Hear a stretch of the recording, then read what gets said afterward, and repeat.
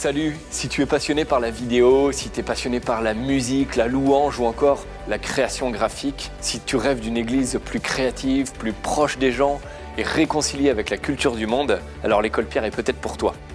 L'école Pierre forme des élèves de 18 à 26 ans pendant 1 an pour devenir des leaders enracinés dans la parole de Dieu et créatifs pour l'église.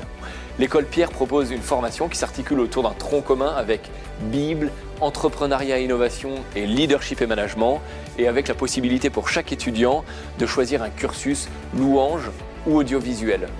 C'est pas normal et on peut plus continuer à se satisfaire d'une église dont les propositions ne rejoignent plus les gens. On peut pas laisser l'église mourir. Au contraire, je pense qu'on doit vraiment se réveiller, vraiment remettre notre cœur, notre talent et notre foi pour mettre le feu partout, le feu de l'esprit. Et ensemble, Dieu va faire des miracles par nos talents, par notre énergie. On a une ambition forte pour l'Église, c'est celle que Dieu nous a confiée. Bâtir l'Église créative, bâtir l'Église de demain, et ça commence maintenant.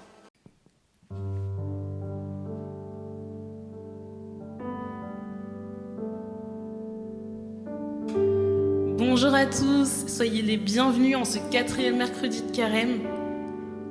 Bienvenue aux nouveaux et aux anciens. Je veux vraiment consacrer cette louange à venir bénir Dieu dans les bienfaits qu'il a fait dans notre vie et qui nous aide à tenir malgré le fait que ça doit être pesant de passer cette semaine sainte dans ces conditions, dans cette situation, et d'en profiter vraiment pour renouveler notre amour envers lui, changer notre façon de prier, de réfléchir.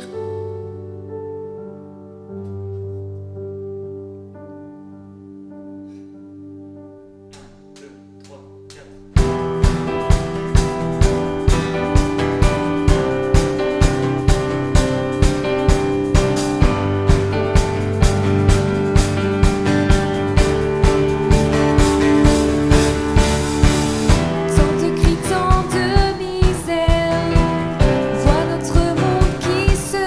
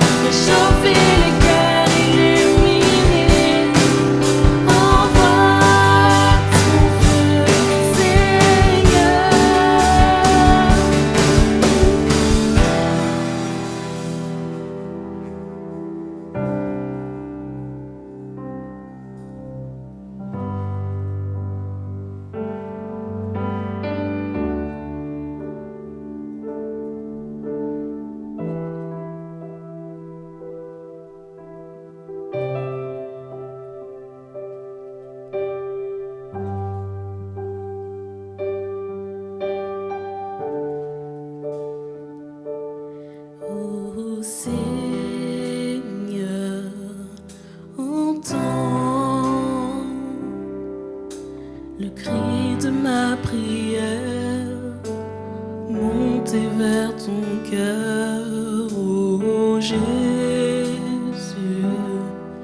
répands sur nous le feu du ciel, pour embraser la terre, pour brûler le monde, pour brûler le monde, brûler le monde et embraser, réchauffer les cœurs illuminés. Envoie ton feu, Seigneur, brûler le monde et embraser, réchauffer les cœurs illuminés. Envoie ton feu, Seigneur, brûler le monde, chauffer les cœurs et embrasser. Envoie ton feu, Seigneur, brûler le monde.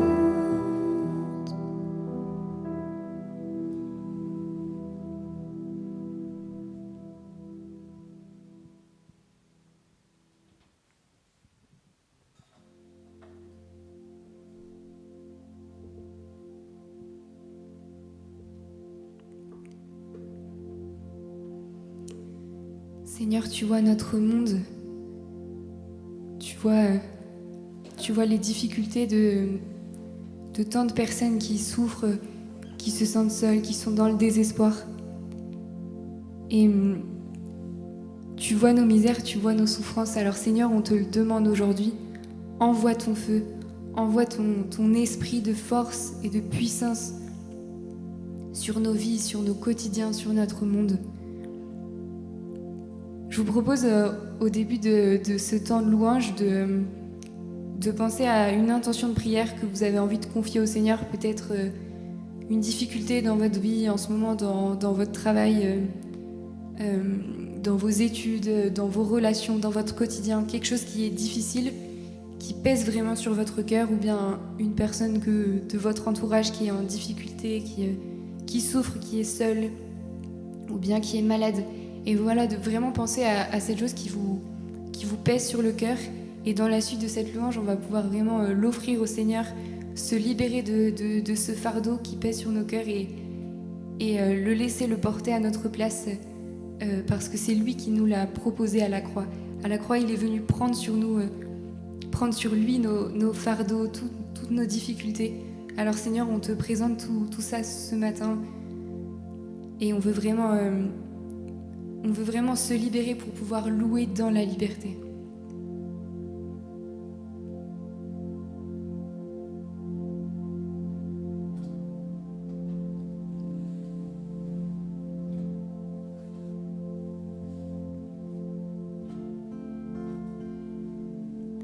Ton sang parle beaucoup mieux que tous les vains discours entendus sur la terre. Il parle pour ma défense, proclame la justice. Jésus, c'est ton sang.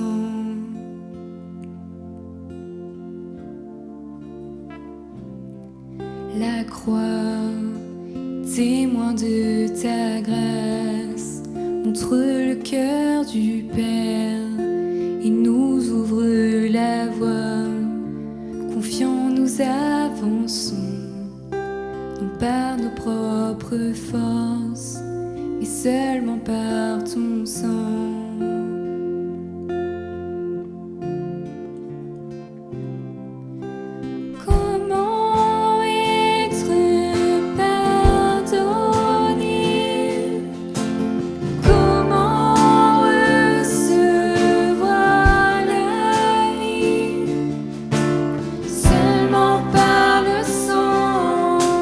Seulement par le sang de Jésus.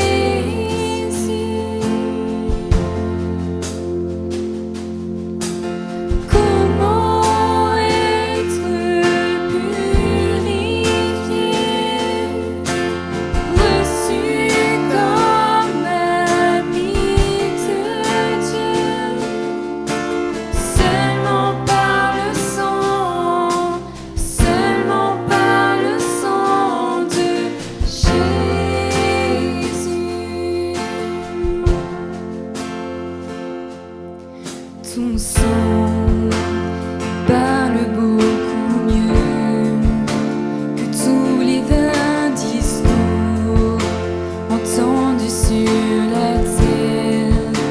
Il parle pour ma défense, proclame la justice. Jésus, c'est ton sang.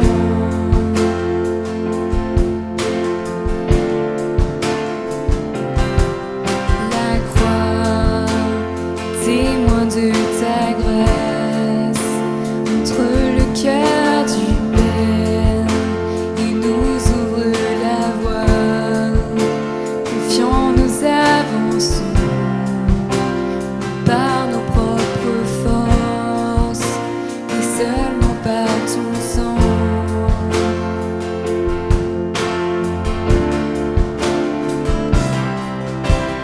Comment être pardonné? Comment recevoir la vie? Seulement par le sang, seulement par le sang de Jésus.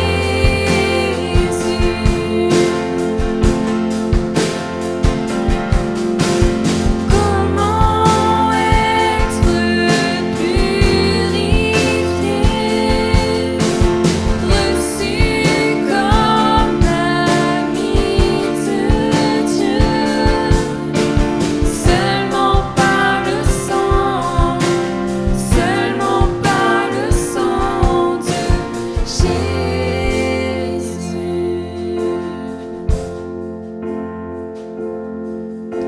Seulement par le sang, seulement par le sang de Jésus.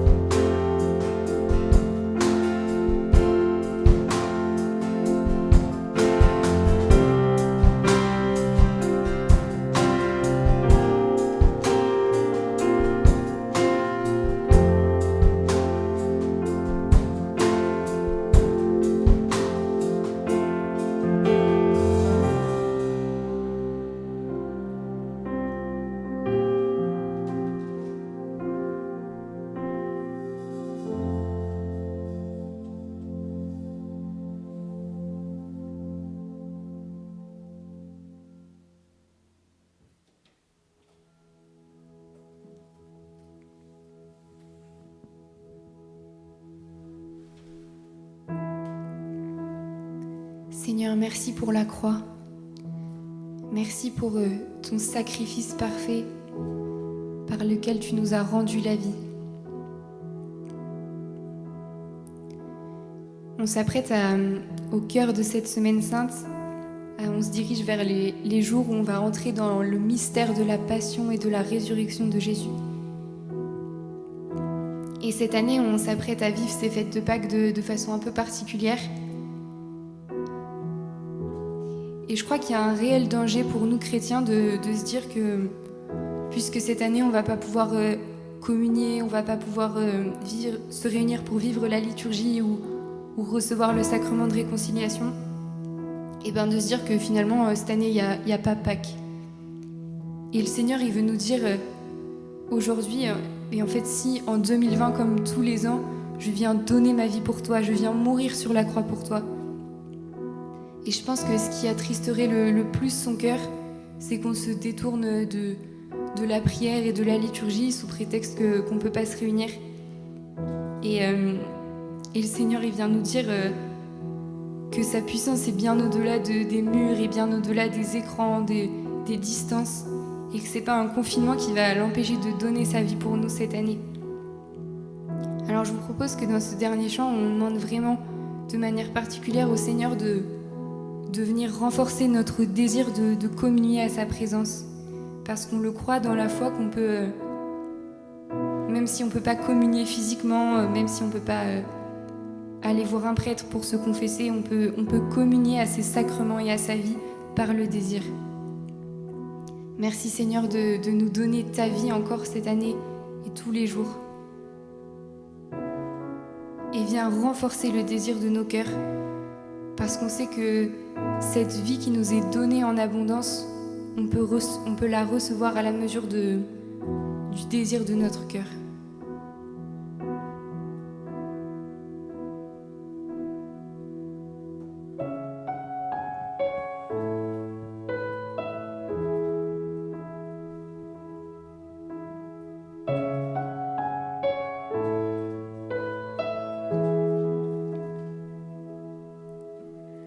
Dans le cœur de mon Père, ma vie a refleuri. Au cœur de son mystère,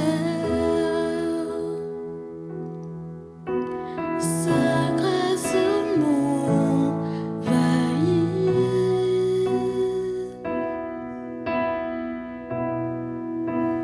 Tout sera grand et tout renaîtra. Dieu bienveillant, tu me guériras. Saint-Esprit, emporte-moi chez mon Père dans ses bras.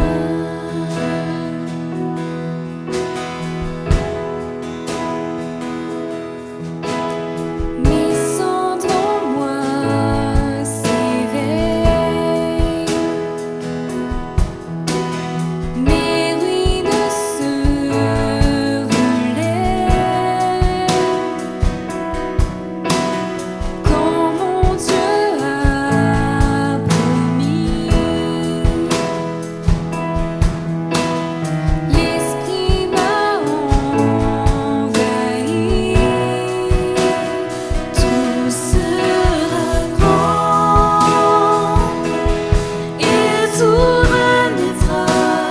Dieu bienveillant, tu me guériras. Saint-Esprit, emporte-moi chez mon Père dans ses bras.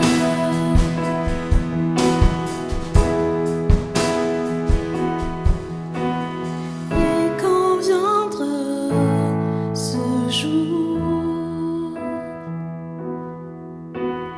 quand ma vie prendra fin, j'aurai foi en l'amour. Ton cœur est mon destin.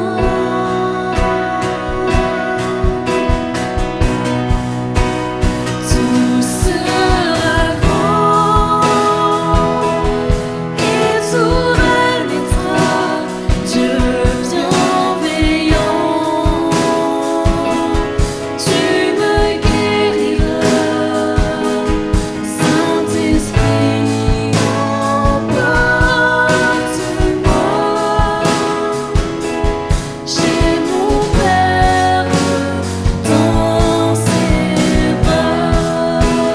Tout sera grand et tout renaîtra. Dieu bienveillant, tu me guériras.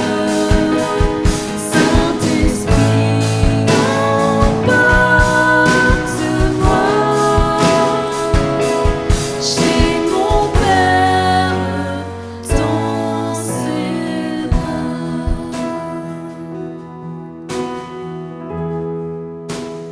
Tout sera grand et tout renaîtra. Dieu bienveillant, tu me guériras.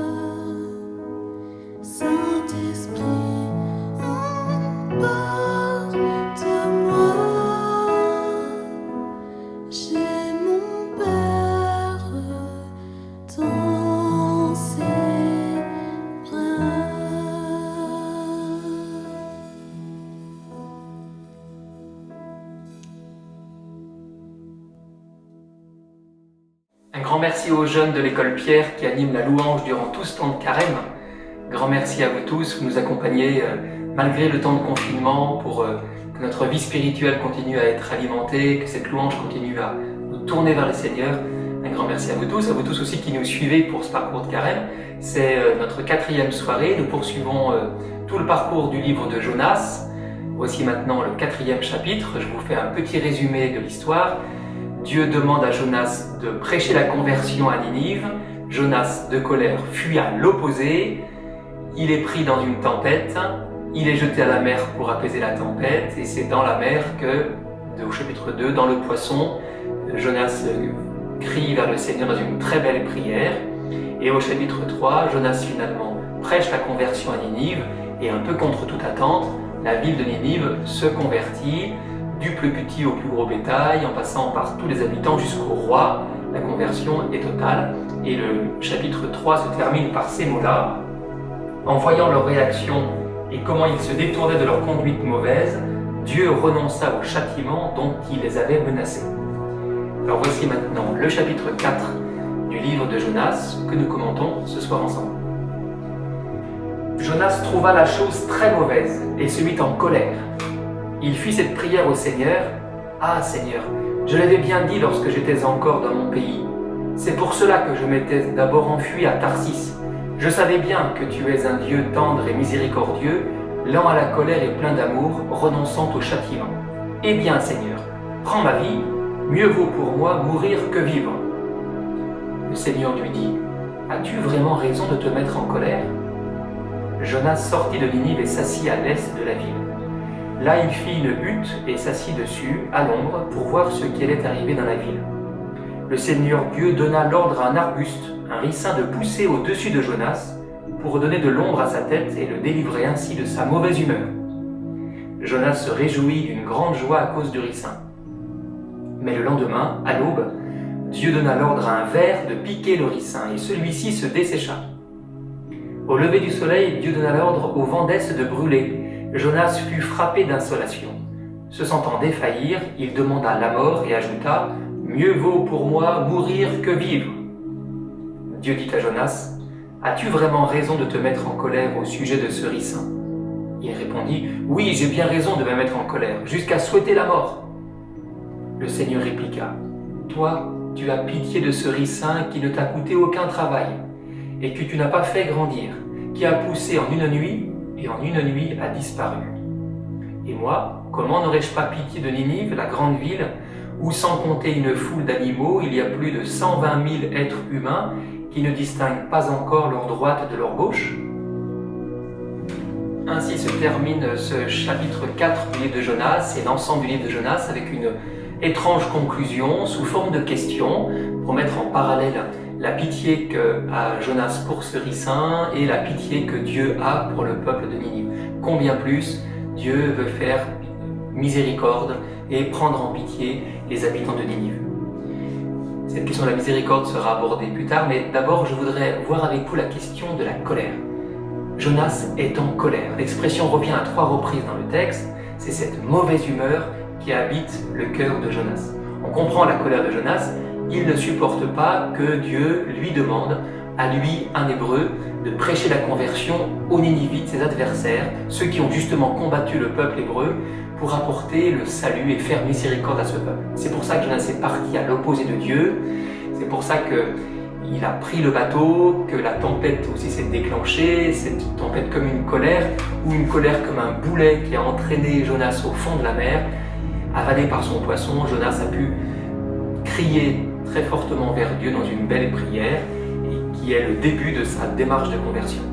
Mais là, Jonas, on le sent encore rattrapé par cette colère, et Dieu propose justement une démarche de conversion à Jonas. Il voudrait toucher le cœur de Jonas pour lui faire comprendre qu'il a changé quelque chose dans son cœur, changer sa manière de regarder le monde, de regarder les autres, de regarder même le projet que Dieu peut avoir pour le monde et aussi pour les Ninivites.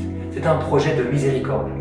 En fait, le Seigneur demande à Jonas de sortir de cette volonté de vouloir tout maîtriser, de vouloir considérer les choses selon le plan qu'il a, l'analyse qu'il a des choses, du monde et de Dieu même. En fait, Jonas se fait un peu l'égal de Dieu quand il voudrait que tout se passe selon sa stricte volonté. Et d'ailleurs, Jonas va même jusqu'à reprocher à Dieu la grande qualité qu'il a d'être tendre et miséricordieux. Cette expression est une très belle expression qu'on retrouve à plusieurs reprises dans l'Ancien Testament. Dès l'Ancien Testament, Dieu se présente comme un Dieu miséricordieux. Ce n'est pas réservé au Dieu du Nouveau Testament en Jésus. Dès l'Ancien Testament, nous avons à plusieurs reprises cette expression-là. Par exemple, au chapitre 34 du livre de l'Exode, quand Moïse reçoit les tables de la loi, Dieu se révèle à Moïse et lui donne son nom. C'est le nom même de Dieu. Dieu dit « Voici mon nom, le Seigneur ». Dieu passa devant Moïse et proclama « Le Seigneur, Dieu tendre et miséricordieux, lent à la colère, plein d'amour et de vérité ». Cette expression « Dieu miséricordieux, lent à la colère, tendre et plein d'amour » est une expression très caractéristique dans l'Ancien Testament qui nous présente vraiment le visage de Dieu que nous sommes vraiment invités à contempler, à redécouvrir durant ce temps de carême. Peut-être à convertir notre regard sur Dieu et à comprendre qu'il est vraiment miséricordieux pour nous. Dans ce temps de confinement, à cause de la pandémie, avec une immense souffrance qu'on voit autour de nous et des contraintes très fortes qu'on a dans notre emploi du temps et notre manière de vivre, nous sommes invités à vraiment considérer que Dieu est avec nous, que Dieu prend soin de nous et qu'il nous fait miséricorde. Ça veut dire qu'il nous apporte son salut, son pardon, tout spécialement dans la belle et grande nuit pascale qu'on va fêter ce samedi soir. Notre axe de conversion pour ce carême est donc là, convertir notre regard, renouveler notre relation à Dieu et aux autres. Il s'agit peut-être de sortir d'un ego surdimensionné qui voudrait tout maîtriser, à la fois les autres, les projets, les agendas et Dieu même. Sortir de notre ego, c'est comme si nous étions invités à jeûner de notre manière de voir les choses, et c'est un des grands axes du carême proposé dans l'évangile selon saint Matthieu, la prière, le partage et le jeûne. Jeûner de son ego, c'est laisser une place au Seigneur, se décentrer de soi-même pour mieux rencontrer le Seigneur et les autres. Dans ce carême très spécial, nous sommes beaucoup contraints dans nos libertés, peut-être que nous sommes vraiment bousculés par rapport à tous les projets que nous avons pu faire. Peut-être qu'après le premier temps de sidération où on a subi un peu les événements, on a repris un peu le dessus et commencé à recomposer des choses. Et puis on se rend compte que encore le confinement peut-être va être prolongé, que les choses ne vont pas se passer comme on a prévu. Et cela peut créer une très profonde colère en nous. Alors je nous invite tous, moi-même et vous tous, à essayer de consentir aux événements qui arrivent, à donner sens à ces événements, à voir là aussi comme un chemin de progression, de conversion, quand nous avons à abandonner le désir de tout maîtriser, pour au contraire se laisser guider par le Seigneur. C'est pas lui bien sûr qui envoie le virus, mais dans ces événements-là, il nous donne sa parole, sa lumière, pour essayer de nous libérer de la colère, de ne pas pouvoir vivre les choses comme on l'avait prévu, et de se laisser au contraire guider par le Seigneur, par son amour. Pour nous guider, pour guider Jonas, Dieu fait preuve de pédagogie. Il propose à Jonas une expérience.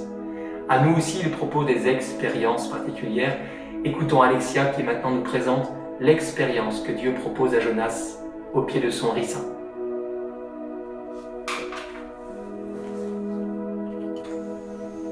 Bonjour à tous, alors nous voilà arrivés dans la dernière partie du récit de Jonas. Xavier vous en a parlé déjà un petit peu, moi je vais essayer de poursuivre. Alors voilà, déjà dans cette dernière partie, on apprend la vraie raison de la fuite de Jonas.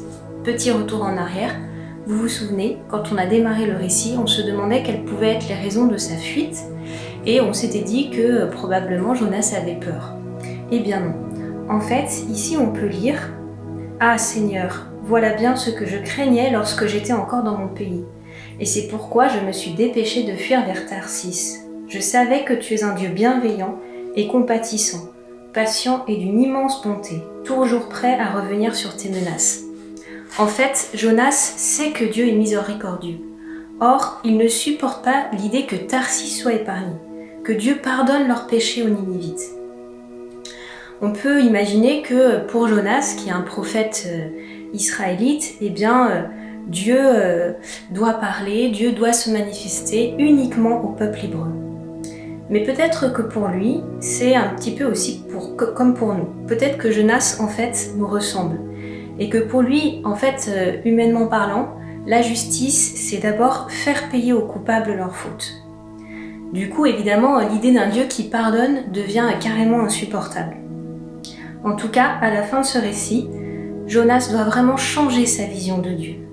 Il va quitter peu à peu sa logique d'homme pour entrer dans une logique d'amour, d'un amour surabondant. En fait, travailler sur ce récit m'a vraiment éclairé, m'a vraiment donné une clé de lecture par rapport à l'Ancien Testament. Souvent, vous avez dû remarquer, dans l'Ancien Testament, Dieu nous choque, car il peut être violent, il peut être justement vengeur. Or, cette vision d'un Dieu violent et vengeur, on sent bien que c'est une vision qui est d'abord portée par des hommes. Par des hommes qui racontent leur histoire avec le Seigneur, mais qui la racontent selon leur représentation et selon leur conception justement de la justice et du monde. Jonas, dans ce petit conte, il est vraiment porteur, il est vraiment représentatif de cette vision des hommes.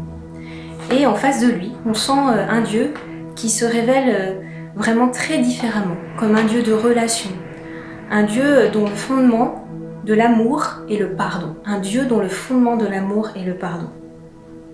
Voilà, on a vu que tout au long de son périple, Dieu élargit vraiment le cœur de Jonas aux dimensions de son amour qui est immense.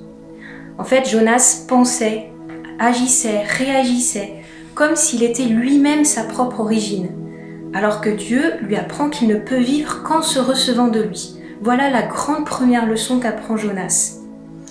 C'est vraiment le sens de ce symbole un peu étrange, ce symbole d'une plante que Dieu fait pousser au-dessus du prophète. Et très concrètement, cette plante, elle lui apporte de l'ombre, elle lui apporte du repos qui immédiatement l'apaise. Et puis, Dieu fait mourir cette plante, ce qui est étonnant. En fait, à travers ce geste symbolique, Dieu montre à Jonas qu'il n'est pas sa propre origine, qu'il n'est pas l'auteur de sa propre vie. Dieu se révèle vraiment à lui comme celui qui est le Créateur. Celui qui seul peut donner la vraie vie, comme il a donné la vie à cette plante. En fait, il se révèle comme celui qui est vraiment le tout autre. Celui qui désire être en relation avec l'homme et qui désire le sauver.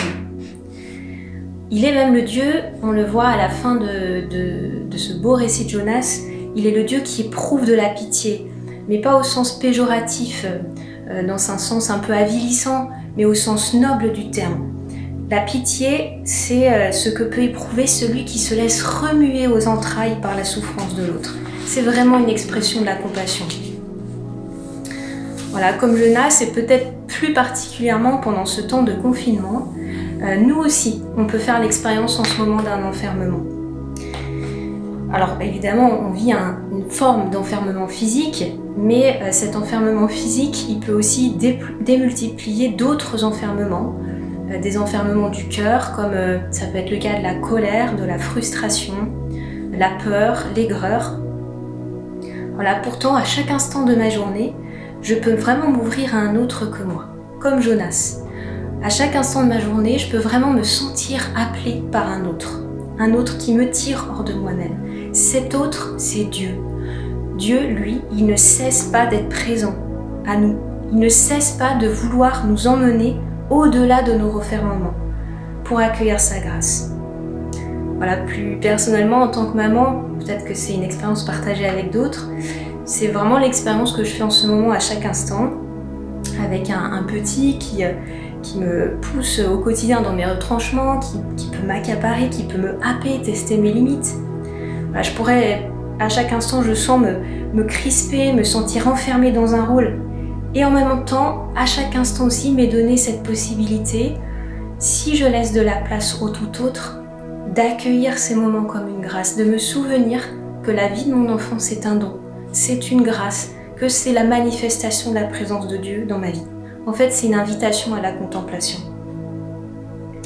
Voilà, chacun dans sa situation de vie à ses propres tentations de repli, d'enfermement en soi, d'égoïsme. Elles sont multiples en fonction de nos situations de vie.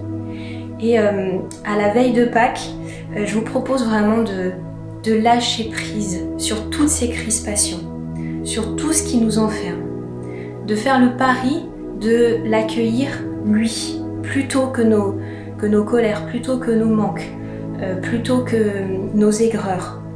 L'accueillir lui, le Dieu qui finalement a eu tant de pitié pour l'homme, tant de compassion pour l'homme, qu'il n'a pas trouvé d'autre moyen pour nous rejoindre que se donner lui-même et de venir marcher à nos côtés, partager notre route, vivre notre vie, jusqu'à mourir et traverser la mort pour nous. Voilà, c'est ce beau chemin, c'est cette veille du chemin vers Pâques qui vous est proposée. Eh bien, belle montée vers Pâques à tous, et puis à très bientôt.